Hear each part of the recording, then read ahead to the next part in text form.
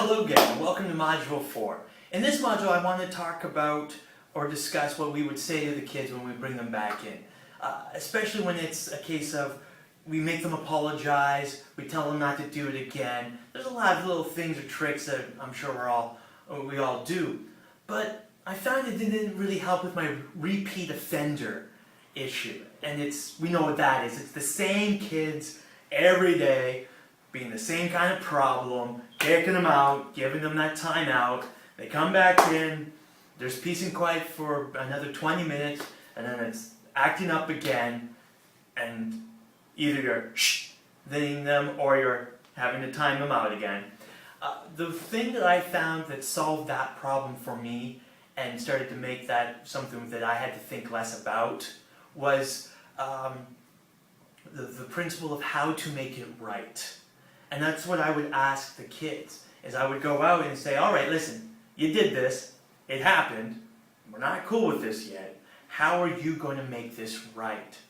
And what it shifted it from being purely a punitive action or punitive moment to making the kids really think about how that disruption or that misbehavior affected the class and me trying to teach that class, and then things they could do to make it right.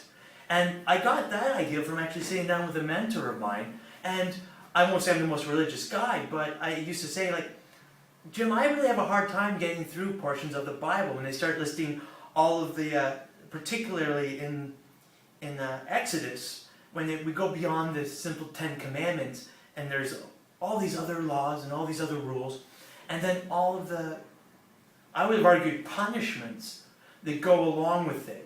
I.e., if you lose X number of sheep, so-and-so has to replace it with X number of cows, or if you accidentally have a death in the family where you lose a son or a daughter, and they're at fault, what then it's going to be for them to literally repay it back. And he explained to me that that was actually the root of our civil code, and it's hard to shift the mindset initially, but rather than our discipline being about retribution or revenge, it was actually about restitution and how to make it right.